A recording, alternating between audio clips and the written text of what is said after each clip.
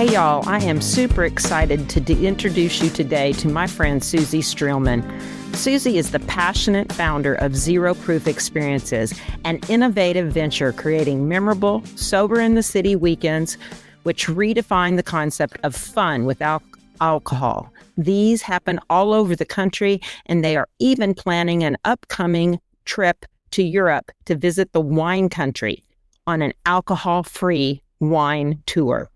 While Susie was a former imbiber of Chardonnay, red blends, and Sauvignon Blanc, she has moved from feeling reliant on alcoholic beverages for socializing, vacationing, and special events to feeling empowerment in the newfound path she walks.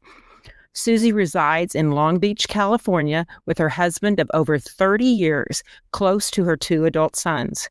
During her leisure time, she enjoys playing golf, practicing yoga, or unwinding in the jacuzzi while planning her next adventure.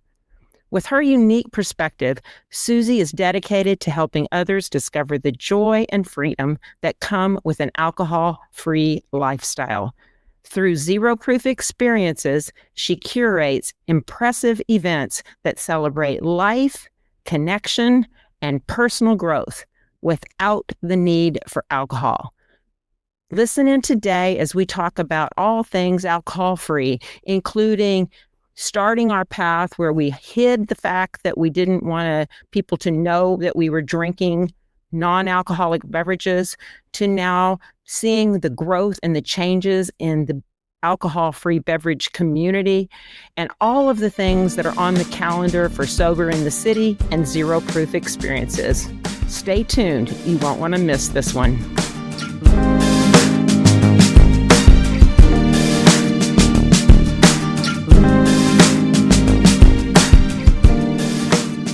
Greetings, everybody, and welcome to another episode of Pammy Out Loud. I'm your host, Pamela Walsh, and I am here with my good friend, Susie Streelman. Susie is here. We talk a lot on this show about passions and connections and how do you use your passions to make connections. So I'm just so excited that you're here in Colorado Springs, and tell me about it, girlfriend. What's happening? Well, I'm excited to be in Colorado Springs. I've heard you talk about it for so long. One of my passions is actually to play golf. Which you're not playing golf because why right now? Big side, because I broke my big toe 3 weeks ago. How did you break your toe, Susie? I was doing another passion, Pammy. Which is? Weightlifting. Yes. Yeah. Well, Susie likes to tell me that we women of a certain age need to increase our protein, our weightlifting, and what was the other thing you told me? There was 3 things. Protein, weightlifting. What was it? I think it's our memory. and our memory. Yes. Yeah. We need to work on those things. So anyway, it'll come to us. Yeah. Later. She's rehabbing a toe in time for her son's upcoming wedding. And Anyway, Susie is the founder of Zero Proof Experiences, which is experiencing something alcohol-free. Experiencing that I like to say is we like to connect people in person, online, and through travel experiences. Great. Right. And I first met Susie at the second Sober in the City. They host these wonderful gatherings. You could call them conferences, but I think that sounds a little more formal than it actually is. But these opportunities for women I say women, but it's also open to men, right? It is, yes. We always get a few men. And that brings a nice energy too. It's kind of a multi-generational, a lot of times, right? Of an alcohol-free palooza, right. If you will, sort of a celebration of the alcohol-free lifestyle, for sure. And so, what are some of the things that happen at a Sober in the City experience? Yeah. So, by the way, we get most people, more than half of the people, come all by themselves. Oh, is that right? All by themselves alone. Yeah. So we actually tried to start with something that welcomes people. Mm-hmm. We've done a solo social the last few times, which is a chance for people that show up solo to sort of ease into the weekend, right? Learn about what's going to happen, maybe get some advice. What's the best way to get the most out of the weekend? And yeah, always start with kind of a fun mixer. I think we may repeat our pajama party. The pajama party was very, very fun, definitely. And you've had, how many Sober in the Cities have y'all hosted so far? Well, you're going to have to interview my partner, Peggy, later. I think it's 9 or 10. 9 or 10. To ask Peggy I've been privileged to go to, like, I don't know, probably 5-ish of them, I think, including there was one hosted in Austin. My first one was out in Sacramento, which is where we met. That was where we met. So I met Susie at Sacramento, at Sober in the City, Sacramento, and we immediately connected. And one of the things at that point, that was probably, what year was Sacramento? Do you remember? I think 2022. Right. Yeah. So Susie, like me, went through Sober Sis, right? That's you. Yeah. Was your first experience? Yeah. Or I was a Sober Sis resetter of 2019. Woohoo. And you were a year later? Yeah. Late. So we knew each other from the Sober Sis world, and then connected out in Sacramento. And we have sure seen a lot of changes since we started this journey, have we not? Absolutely. So let me just pop in and say that I know you've talked about ways that transitions can bring on new connections, and how many more new connections do we both have, actually, just from going alcohol free. So that was the one that certainly surprised me. Well, and it's very interesting. Like many other women that I know, one of my very first things that I worried about when I was pondering giving up alcohol on a permanent, and I wasn't initially planning on permanently giving up alcohol. I was just going to reset and go back to some form of moderation. But one of the things that concerned me was I was afraid that I was going to lose my friends, and or not have any new connections. Who was I going to hang out with if I wasn't choosing to go out for happy hour or go out to my typical circuit of where I was hanging back in the days. And so this has been something that I think is a real common concern, that where do you find connection when you give up drinking alcohol? Yeah, definitely.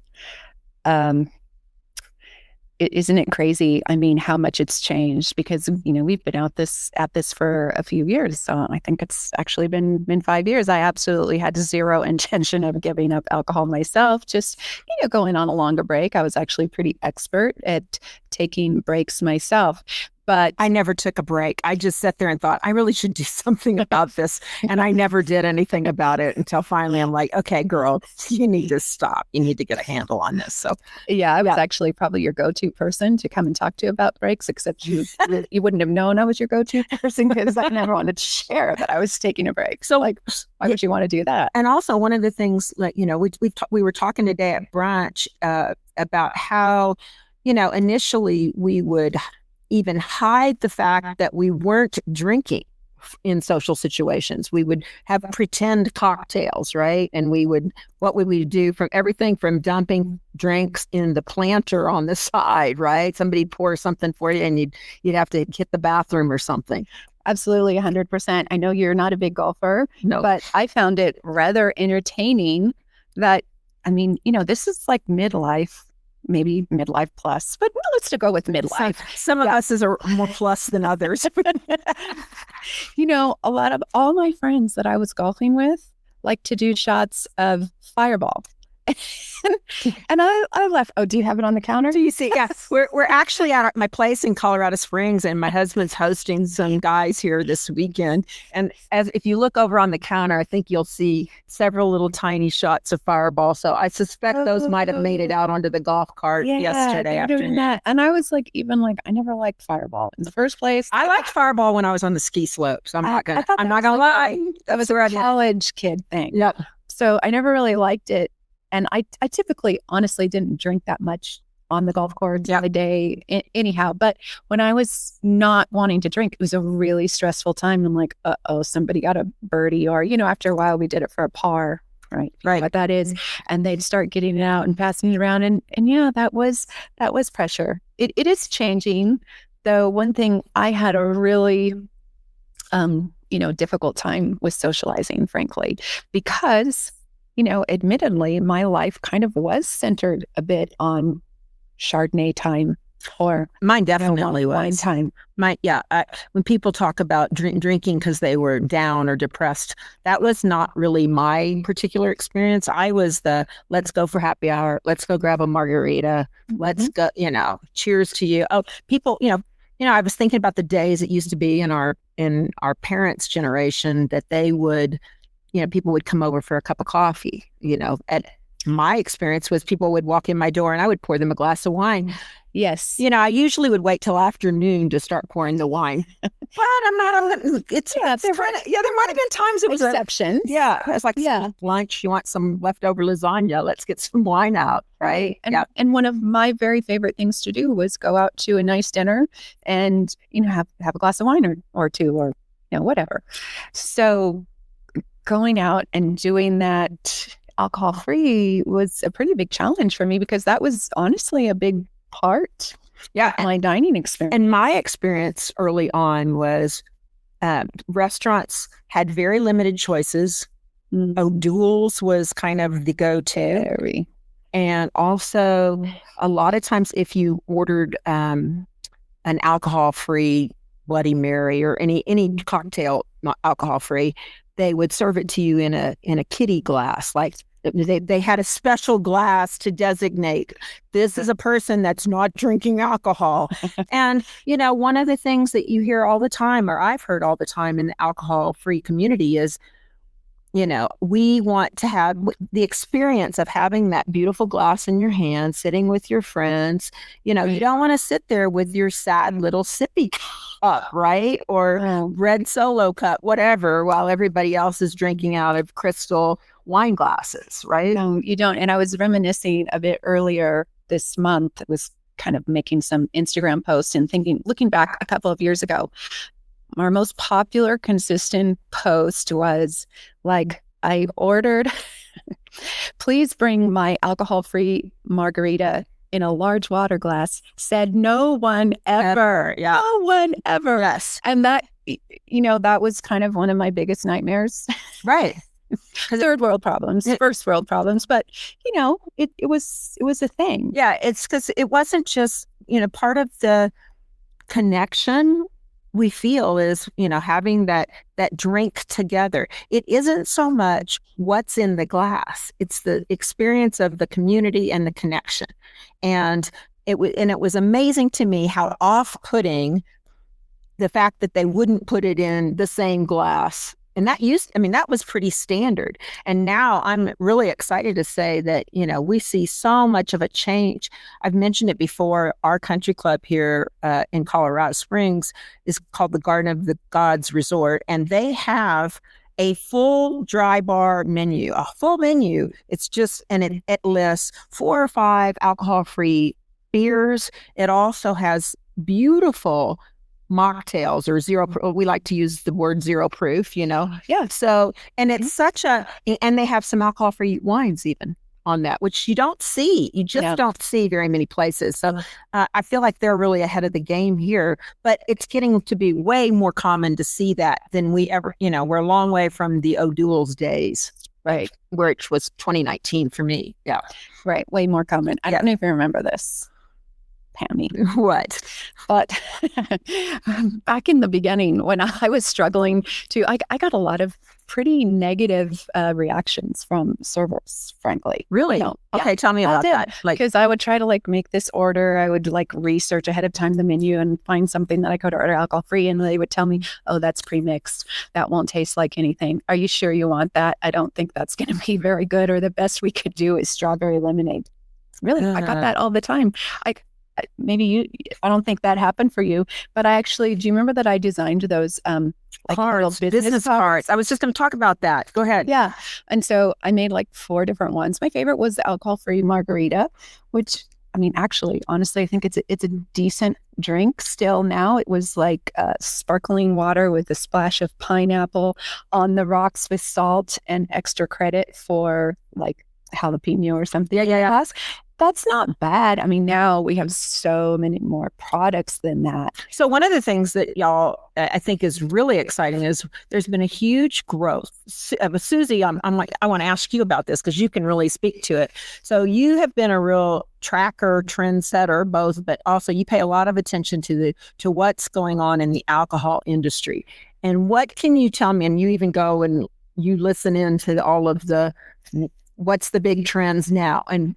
You've had some exciting news, in my opinion. The non-alcoholic beverage industry has, I mean, it's gone from like less than million, right, to billions, and is still projected to grow like 10 to 15%. That's heavy growth in a business industry. Just recently, you've probably seen this online, but I think this has been the big hot ticket that everybody's talking about this week. One of the Gallup polls said only 54% of adults in the U.S. drink alcohol. Wow, that's crazy. And did we not think everybody did? It's dropping. It's dropping. Didn't you tell me there's some conference or something? It's the alcohol beverage industry, and didn't you say like the fastest growing sector in the alcohol beverage industry is the non-alcoholic beverages? Was that? Yeah, that was, I mean, a little over a year ago. I was on a call with one of the big, directors of all the metrics in it was for alcohol. It was for the Alcohol Beverage Association. And on that call a little over a year ago, I was just stunned because about 5 minutes into the call, all I could hear was non-alc this, non-alc that. Hot water is growing, non-alcoholic beer is growing, non-alcoholic spirits growing. Also beverages with THC are also a piece of that are growing as well, however you feel about that. Right. And I got off that call and said, I knew this was big. This is way bigger than I thought it was. And I think we've only seen that expand so much more. If I think about when I've just going out, let's just say a year ago, going out to restaurants. I'm going to say 2 years ago, maybe 2.5 years ago, in Southern California, I saw alcohol-free menus or zero-proof menus in about maybe 5% of the menus. That's not much. There were other regions that were way ahead of us, like where Colorado. Colorado, and your hometown of Austin. Yeah, Austin is very, very much ahead of the game too. And I believe that's the influence of Chris Marshall. Some people may or may not have heard of him, but he really started the first alcohol-free bar in Austin. In the country. In the country. Let's just say that. Yeah, right. Which was in Austin. And the name, shout out Chris. The name of it is Sands Bar. And so we will have a link in our show notes to that because he has done so much for promoting this community and lifestyle. So that's another thing that I find really interesting that I know that is really important to you. And that is, let's talk about how do we create the space for people who are choosing to be sober-minded, maybe sober curious, maybe they're not all in, or we like to say sober serious. So I know that it's really important to you to create spaces where those people can feel comfortable, gather, and convene. So what do you see happening there, and what is your vision? Yeah, I think it's unfolding, and whether you're sober curious or sober serious, you're welcome. I do see us connecting a little bit more with the wellness movement as well. Well, yeah, let's just pause for a minute. There's new research that's saying the younger generation, the Gen Zs, they are choosing alcohol-free beverage options not because they're trying to get rid of alcohol, but because they are a healthier choice. I want to say this statistic was around 28% of Gen Z is drinking alcohol. Now I know they're young. Oh, wow. Yeah. So that's low. That's pretty low. I don't think that's how it was when we were that age. No, I don't. It definitely wasn't for me. No, for sure. Yeah. So we were talking like yesterday. In fact, we went to Colorado Springs is also blessed to have a zero proof bar. and it's called Gratitude down in Old Colorado City. And we were in there yesterday and had some drinks, and they also serve kava there. That's kind of one of their specialties. And they were sharing that they have a kava circle on Wednesday mornings, I think he was saying. And he was showing us pictures of people that were just enjoying all you can drink kava. Wasn't that? You could have that was how. Yeah. And it was just, he probably had 30 people in there. Right. Yeah, it was right. Who knew? Right. And so it was, for an alcohol-free experience. So it shows you that things are changing. And we love to see those options, those zero-proof options on, restaurant menus or bar menus. That's great, because I know you and I, we don't really stay home. We still like to go a lot of places. Right. So there's two schools of thought that you and I were talking about. And one is, I want to see, I'm like, why don't we have more alcohol-free? And there's a whole line of spirits now. You can get, alcohol-free tequila, right? Or alcohol-free gin. They make some really good alternatives out there. I think they're very good. Yeah. That give you the sensation of the tequila kick. And can I add one thing about that? Absolutely. This is something that I didn't realize, and I think a lot of people don't realize. Oh yeah, I bet I know what you're gonna say. A shot of typical tequila is around 100 calories, maybe a little bit more. A shot of alcohol-free tequila is usually around 0 to 5. 0. Yeah, 5 calories. So pour me a double, please. Yes, yeah. And the same thing with alcohol-free wine. In fact, I remember, this is our first event where we had Josh, the non-alcoholic, as our bartender in Sacramento. That's where we first met. I was looking at the calorie counts. They're like 20 calories per large glass. Like sometimes that's an 8-ounce glass of wine for 20 calories. And I said, Josh, how is this such a low-calorie drink? You know what he said, don't you?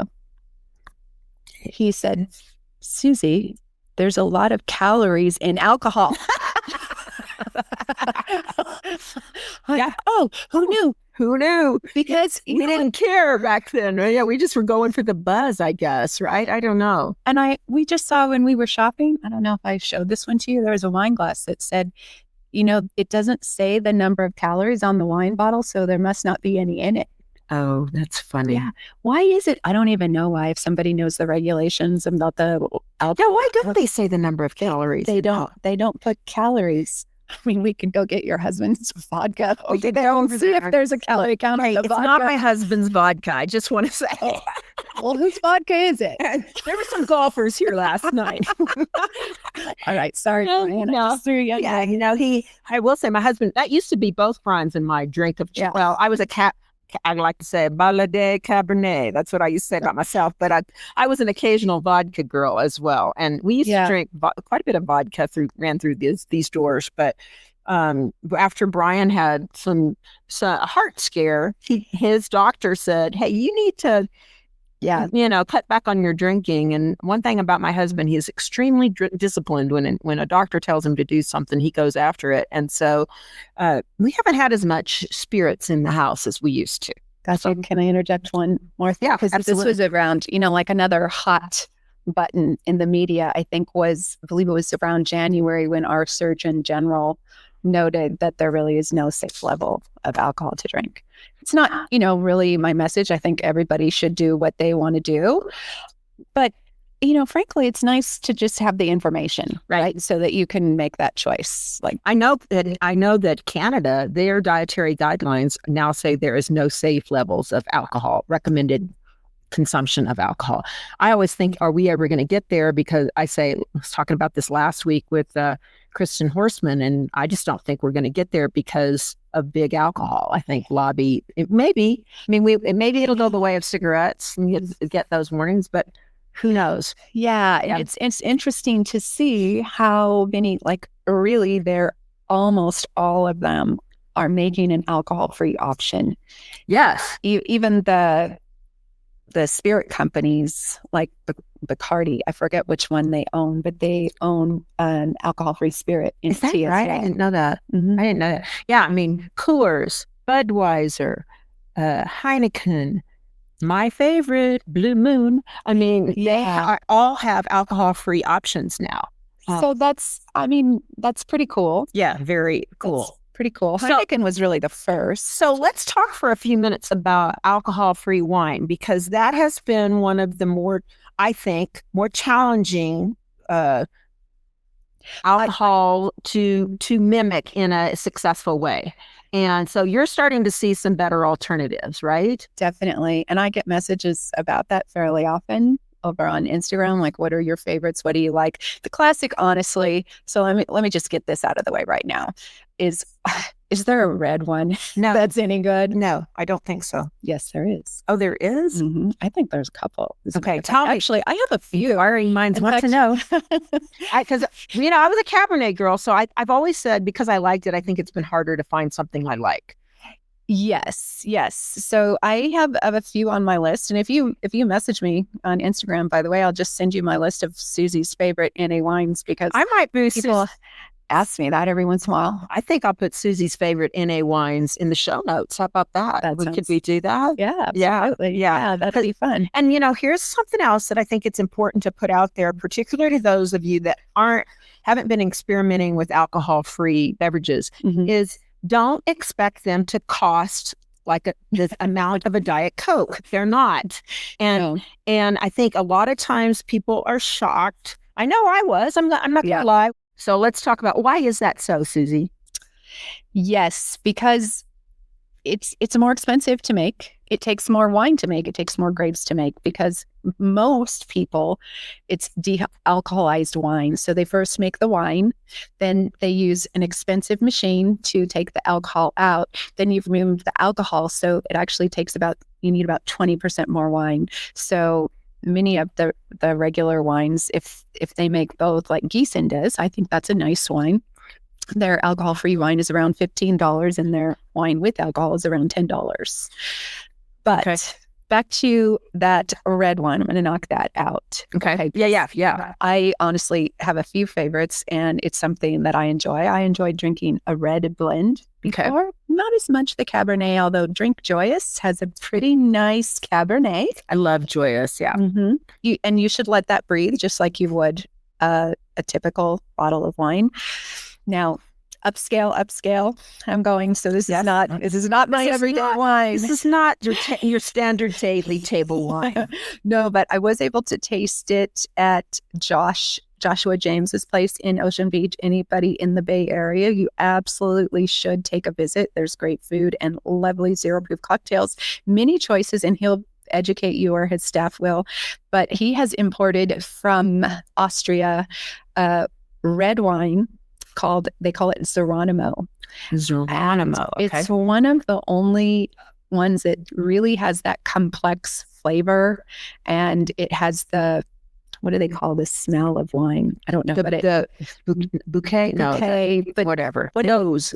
Whatever that is, it actually has that, and it's really the only one that I've heard of. Okay, and what does a bottle of Geronimo go for, Susie?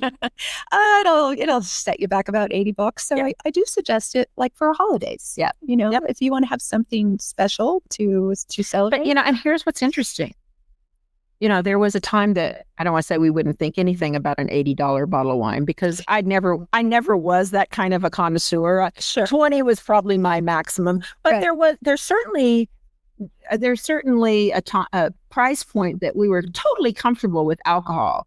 And then we all of a sudden go, well, it's alcohol free, I shouldn't have to pay for that. Right. So, that's, and like, if you think about even from a bartender's perspective, to have some of these beautiful zero-proof cocktails that they make up, they're still mixing several parts of things, draining things, shaking it, putting beautiful garnishes on it. And especially if they're using a specialty alcohol-free product, like a spirit, like a bitters, there's aperitifs. Right. Right. So there is. You're paying for the creation of it, as well as all of the products that go the ingredients. Right. Yes. So now, speaking of wine, Zero Proof Experiences is offering. Are you going to let me talk about this? Yes, I am. I know you're dying to talk about it. So you've got something very special. Zero Proof Experiences has got something very special on the Yeah. Okay. So this is something that I've gotten questions about too. Like, what about wine tasting? What about wine tasting? Are you ever going to go wine tasting? Going, how would you do that? Should you do that? And, I thought that maybe we'd somehow do a wine tasting trip. I live in California, so maybe do the Napa Valley and we'd take it back or something. And to be honest, the Napa Valley is not ready for us yet. But you know who is? I think you do know. Who's ready for us? Germany. And you think I would never have expected to be taking the world's first, I want to say, non-alcoholic wine tasting trip to Germany. Yeah, so that'll be in October. It's probably full. We might have one or two spots, but we have a great group going. Yeah. So how many people do you have going on this trip? I think there's 13. So you get this nice, intimate group of people going. And you actually, it's not just women. You have some couples that are going on the trip, correct? Actually have 3 husbands coming along. Yeah. And you've got plans to go to how many different wineries? There's 4 wineries that we'll be visiting that have, they make a typical wine too, alcoholic wine and non-alcoholic wine. And we'll be visiting and we'll be tasting. And I want to just throw in too that I have to admit that if you are not drinking alcohol for whatever reason, like maybe you've gone wine tasting before and you've been pregnant or for whatever reason not drinking alcohol, it's not the easiest thing to do. I think, I consider myself pretty good at doing a lot of things alcohol free. Right. And I'm going to say that's not the easiest thing to do. But Germany also, if you think German engineering, they have, in talking to you, some of the beverage experts, they really have the best de-alcoholization equipment. Oh, that's interesting. A lot of the favorite wines that I ordered, what's it called? Sorry, I'll think of it a little bit later. But some of them I found out were actually produced in Germany. They're distributed here, but Leitz is made in Germany. You've probably had some of their wine. They make kind of a full spectrum, and that's one of the wineries that we'll be visiting. Oh, that's going to be exciting. Well, and so that's coming up in October, and we'll be looking forward to hearing all about that. And hopefully this is the first of more to come in terms of non-alcoholic wine trips, and that will hopefully see it out in the US. At some point it will come out to California and Napa. I think it's coming. One of my favorite wines that does come out of Napa, I'll just throw in, is Drink Sovi. Okay. And they have a red blend that I really like. I kind of like their red blend reserve. It's a little bit more. And, just to be forthcoming, a lot of the non-alcoholic wines that I like are between $25 and $30 a bottle. Okay. I'll just, so it's not nothing, but it's nice to know that there are choices that are out there. And, when my son and daughter-in-law who got married in 2022, they made sure they had Prosecco at, that's a Prosecco without alcohol that is put out. I don't even know who puts it out, but they and my daughter-in-law Beth made sure that was available for me. And what was interesting was I was not the only one drinking it. I mean, she had some pregnant friends that were drinking it. She also had there was a couple people that had other health concerns and people that did not want to be drinking alcohol all night long. But we had that. One of the things that I often heard when I was doing Sober Sis from groups of other women was, I want to feel like, you want to be part of the toast. You want to celebrate. You want to have something pretty in your glass. You don't want to toast with your water glass, right? And to offer these as opportunity, these choices out there is important. And I saw it at their wedding. I attended another wedding, I think I told you about, where they had non-alcohol wine, and it ran out before the evening was over. And so I was not the only one drinking it, so they were so thoughtful to make sure that was an option for me, and apparently other people like it too. So it is surprising how many people will choose it if it's available, if they can see it, if they know that it's there. If it's out front on the menu. Yeah. And I often ask, when I'm out and I see the menu, how is this selling? How is it doing? And that's 9 times out of 10, I'm told this is doing very well. We're selling, Wow. multiple every evening or every day. So I want to something. Our friend Janet, and you know Janet, yeah. Yeah, Janet and I were talking about that. This is something that she experiences, and I really want to put this out to our audience who are not part of the Sober Curious movement. Yes. Okay. And she said, like, one of her things that she finds, I don't know if frustrating is the right word. I think frustrating would be a right word, is that, like, she's in a book club or a couple of monthly gatherings of women. And she said, I've been doing this for 5 years now, right? Where she hasn't been drinking alcohol. And she said, and they still don't.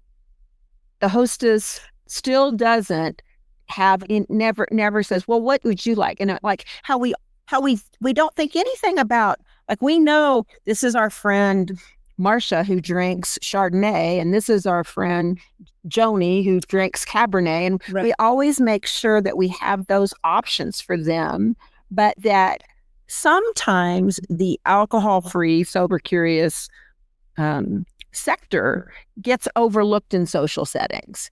And that I'd really like to challenge my audience out there. I have some, be a good hostess. It's just like, it's become so much more common for people to have vegan options for their vegan, gluten-free. Yes. Yeah. Like, that awareness has thankfully come to light, and it is something that's offered to people. But I would sure like to see that and I am seeing it. I got great friends from the very get-go. They said, what is it that you like? And they made sure they had it.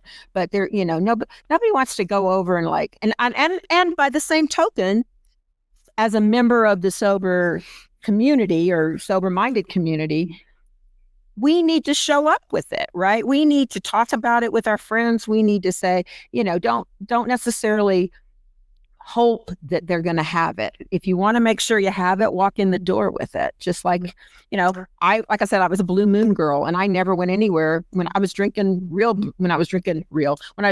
alcohol, Blue Moon.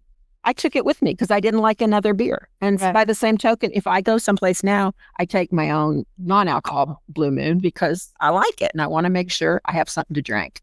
Yeah. So there's two sides of the story there. A big thing. And what hearing your story is sort of encouraging me, and something I've been thinking. I want to make a little Instagram maybe series about the thoughtful hostess. Ooh, I like that. Because I've been seeing it a little bit more. Now, I've also been to barbecues and somebody handed me, like, I don't know what it was. It was a kid drink because there was drinking it. And they gave it to me, and I did. It was thoughtful. Right. It was thoughtful. And so I was going to drink that drink, and then the other people at the barbecue says, oh yeah, my kids like that too. Yeah. Ouch. So there you let the kid drink again. But I've also recently been to a bridal shower. Yeah. For actually my almost daughter-in-law. Aww. And our lovely, thoughtful host had alcohol-free champagne and champagne all, sitting in the bucket, displayed beautifully, and then little juices that you could add. So you were just part of, which I think is a great trend, the deconstructed cocktail. Yes. Whether it's zero proof. Yeah. You choose whether we did that. We did that last year. Thanksgiving is my family's big holiday, and I host close to 50 people that I'm all related to at my house for Thanksgiving. And last year I had a mimosa bar, and it had both just Prosecco and no Secco. And what was really fun was the kids, the young, the junior high school kids. They thought it was so fun to have one of these famosas, as we called them. Yeah. And then we did have a moment where my niece said, she was doing dishes, and she's like, I just figured out while I'm not feeling anything, I've been drinking the famosas all day long. So we wanted to make sure they're clearly labeled so that nobody was getting what they didn't want. And I want to say also that they don't know what you want. Our friends don't. No, like we're a little bit more expert in the alcohol-free beverage industry than most people, right? Right. Because, I consider one of my hobbies alcohol-free beverages. Yes, yeah, for sure. But, Yeah. I had a friend that had a refrigerator full of non-alcoholic beer and I don't remember, it was Heineken Zero and several different things. Yeah. And she had somebody come pet sit for her. It was a teen, no, I don't want to say teenager. It was probably like an early 20s something. And she came back and it was like pet sitting and house sitting. And this was a good friend or child of a good friend. I can't remember the connection. But when she came back, she realized that the beer in her fridge was still the same beer, but it all had alcohol in it. And so whoever had been babysitting they did a little switch out. Yeah, well, that they probably were drinking her non-alcohol and didn't even realize it was non-alcohol, and then replaced it, being thoughtful. They put it back in there, but put the wrong kind back in there, which I just thought that was so funny, because I've had many times people have grabbed a Heineken Zero out of my fridge and thought it was a real Heineken. And I'll say later, did you realize that was Heineken Zero? And they're like, you're kidding. Tastes just like it. I've definitely had people finish off the alcohol-free wine too. And especially mid-evening, they don't know. They don't know. And so that's kind of nice. And my oldest son and his wife, they drink a little alcohol, but not a lot. But they have alcohol-free drinks in their house. And my son will say, I frequently, I'll have a regular beer, and then he'll switch to non-alcohol beer later on. He goes, just because I still want to have a drink in my hand, or I'm eating pizza or whatever he's doing. So you still want to have he enjoys the taste of it, right? So, but he doesn't want the buzz anymore. He doesn't want the alcohol. So you can have the mixture of both, and having that as options is awesome. Great. It's great to have options. And I believe it's 90 to 95% of people that buy alcohol-free beverages also drink beverages with alcohol. That's unbelievable. I mean, it's exciting. Yeah. It's not unbelievable. We were just, it's for everybody. Yeah. It's not just Susie's wine. Yeah. Yeah. You could try it too. And you can, and you might be surprised how good it is and what's out there. And you don't have any of the consequences. The other problem with drinking mimosas in the morning, that day drinking leads to afternoon naps. I mean, it's very hard to keep your momentum going when you start your day with vodka, or champagne. Yeah, it makes you tired. I was sleepy when I did that. Yeah, that's for darn sure. Yeah. Okay. Well, I was wondering if I could pull it back into the culture shift. Yes, I was just going to say one of the things. Go ahead. Yeah, I thought you were, but it's interesting that big alcohol, I think, is a little bit nervous, honestly, because drinking is declining. So, they're coming up with these beverages.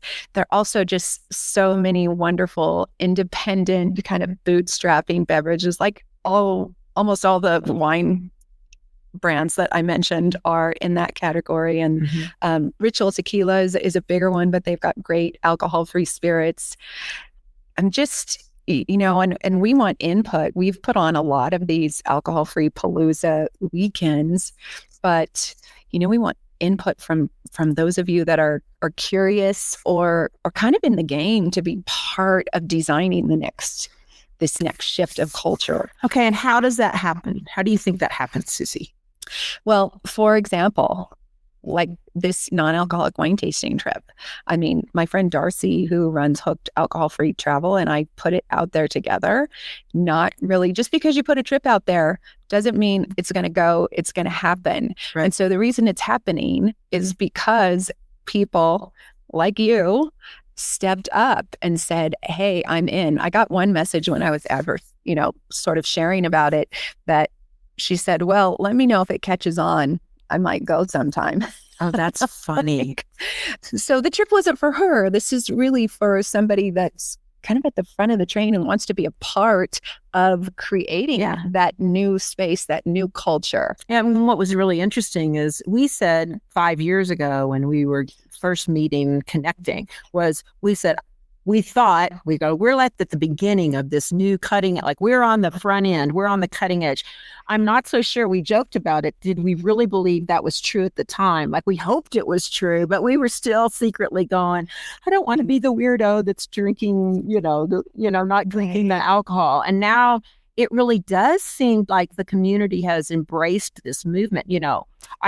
One of my challenges, and what I admire about you, Susie, and one of the things that I am challenging myself and also those of you that are out there in the sober curious community too. If I go someplace and they don't have anything or very little options, I don't ever follow up and say, hey, you really need to do this. I just say, oh, okay, give me an iced tea. Right.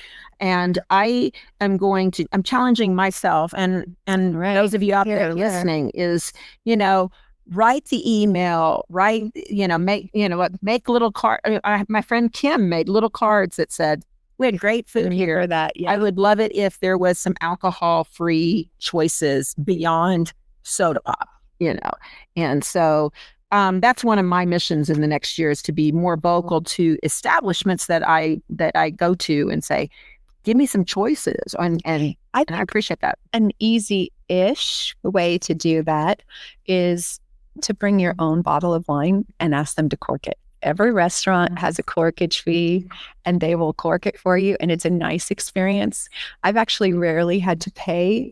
I'm always willing to, honestly, because I think it's fair. Right. But I also would like to be able to order it off their menu. And I usually say, here, this is what I recommend. That's a great and I would like to cork it.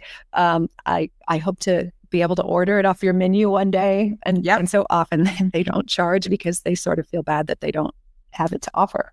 Yeah. So, okay. I have another question I wanted to talk to you before we close this up is besides these Sober in the City experiences, which I just think are outstanding and have been such a gift to me in terms of connecting me with like-minded women and men, a couple of men, but that who are in this space and who are who are fun-loving, intelligent, creative, thoughtful individuals that I never would have met otherwise. And certainly, we think that alcohol, I think we think that alcohol helps us connect with others.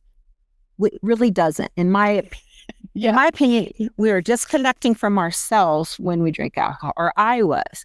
My connections now feel so much more authentic and genuine than they ever did under a haze of alcohol. I think you and I were saying, was it this morning, that we both feel a little bit more like ourselves. Amen. Yeah. Yep. Which is, I didn't really see that coming. And that doesn't just happen No. in a day or a week. No. So there is that. Isn't it interesting? Because one of the things I said is I used to be an instigator in terms of let's go for happy hour, let's go, come over, because drinking with others didn't seem as bad as sitting alone by yourself drinking. But one of the things, I do spend a lot more time alone. And what I say is, I like myself better than I did when I was drinking. Now, that doesn't mean I don't have plenty of issues and that I don't do things I wish I had to. Yeah, I have problems. And that I don't say things that I wish I hadn't. I don't, I still make the mistakes, but they're not mistakes that I made out of a loss of a filter, a loss of I feel like what my communication is more intentional than it used to be. And I enjoy being by myself, and the relationships that I've cultivated from friends in the sober-minded community. My friend that here in Colorado Springs, who does drink occasionally, one of the things she said to me, which kind of surprised me, when she found out that I didn't drink, she said, that's one of the things I like most about you is that you don't drink. And I thought that was so interesting. Like, you're like, oh, because I thought I was pretty darn funny and when I was a drinker. Everybody drank, but actually, I guess there's only 54%, if that gal holds right. Okay, so isn't that interesting? Like, I thought if I quit drinking, who would I hang out with? Right. And I guess about half of the people. And if I could find anybody that didn't drink, that was thing number one. Would they be boring? Would they be no fun? Because that was what I thought. Sort of like that was what I thought. Boring and no fun. Boring. Yeah. She's boring and I'm no fun. We don't really do anything. Yeah. Boring. Yeah. Ain't no fun. No. So, but really quickly, I keep saying this, we're about to wrap this up. Okay. One of the reasons that Susie is here in Colorado Springs is we're getting ready for another Sober in the City coming in May 15th. What is May 15th through 17th? Here in Colorado Springs at the Cheyenne Mountain Resort. And we will have links in the show notes about how you can learn more information, get more information about this. We'd love for you to join us at Sober in the City, Colorado Springs in May. We also, in addition to Sober in the City, Susie and her partner, Peggy Cooney, sponsor a group called Zero Proof Experiences, and it's an online support group. So before we wrap up, can you tell me a little bit more about that and what people can get out of that? I'm a card-carrying member of ZPE. So what is ZPE, Susie? Yeah, so it's a way, we understand that not everybody is in a position to travel and have a big experience every year. Although we do think it's so much better being in person. Yes, it is. My dear friend Pammy than online. But sometimes that's what we can do. And so it's a fun way to connect with people, some of which will be attending Sober in the City too in between. So we do 2 connection calls a week at 6:30 a.m. Pacific time on Mondays and Thursdays.